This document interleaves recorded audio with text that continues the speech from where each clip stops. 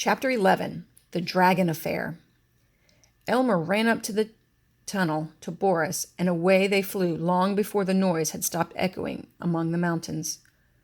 "Well, that's that," said Elmer, panting for breath and reaching for his second box of Fig Newtons. "Gosh, Elmer, I can't thank you enough," said the dragon. "Never mind that. I never had so much fun in my life. But you'll have to hurry me back to Seaweed City. I've got to take the train home as fast as possible." Over the desert they flew, and the wind grew stronger and stung Elmer's face. "I think a storm's coming up," said the dragon. "I can smell the sand in the air." "Wonderful," cried Elmer.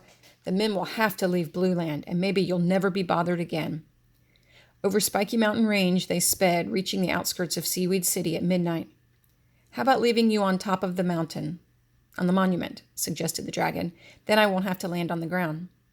"Fine," said Elmer, and the dragon glided on to the top of Seaweed City Monument, overlooking the center of the city. "Goodbye for the last time," said Elmer. "I'm sorry that I never really got to see your family. They must be magnificent. But tell them from me that nobody will ever know more about them than they do right now, except for our friend, the old alley cat. I'll tell her all about it." "Goodbye. I'd better hurry home, too," sobbed the happy baby dragon. He clumsily hugged Elmer, and off he flew. Elmer finished up the Fig Newtons, saving one box for the train, and climbed down the monument. Quickly, he walked to the railroad station and asked for a ticket to Nevergreen City.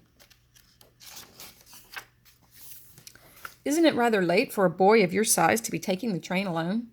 asked the ticket agent. "I suppose so," answered Elmer, giving the man $7.27. The man shrugged his shoulders and handed Elmer a ticket. "I can't get used to boys these days," he muttered. "By the way, there's a train in 20 minutes. Get you down to Nevergreen at noon." "Thanks," said Elmer, jingling the 9 cents he had left in his pocket as if he were used to taking trains in the middle of the night. When the train thundered into the station, Elmer climbed aboard. "What are you doing? Running away from home?" asked the conductor suspiciously. "Oh, no, sir. On the contrary, I'm on my way there now," said Elmer, looking the conductor straight in the eye.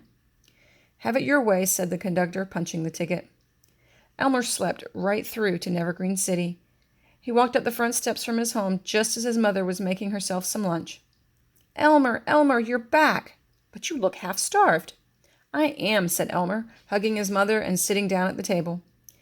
He ate 3 bowls of tomato soup, 5 slices of pumpernickel bread, 4 glasses of milk, 6 fried eggs, and 2 huge pieces of sponge cake. Then he went to talk to the cat. It wasn't until the next morning that the dragon affair came out in the Nevergreen City news.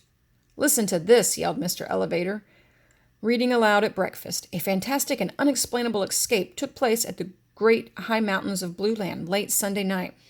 15 dragons, a wonder in themselves, as they have long been believed extinct." And the newspaper story went on to tell about the brave men who had fought their way back through the treacherous sandstorms to tell the most momentous story of our time. "Unbelievers who doubt this story," continued Mr. Elevator, reading aloud from the paper, "will find it difficult to dismiss the following supporting evidence of the presence of dragons in this region." Then he proceeded to read about the ship stationed off the coast of Popsicornia, which twice had sighted a strange flying beast, once with a boy atop it, and about a certain Mr. Wagon Wheel, who claimed also to have seen it twice, once on the ground near his farm, and once in the air with a boy aboard over Seaweed City, and about Chester DeWitt, a small boy, who also claimed he'd seen the dragon over the city preceding Thursday evening. Lastly, there was a short bit about the conductor and the ticket agent, who wondered if the boy they had seen late Sunday night could have anything to do with the case, and so on. Mr. Elevator dropped the paper and stared at Elmer. "Did you have anything to do with all this? I just don't understand your strange trips away from home." "Me?" said Elmer, choking on a piece of toast. "Why, Father, you don't mean you really believe all that nonsense, do you?" The end.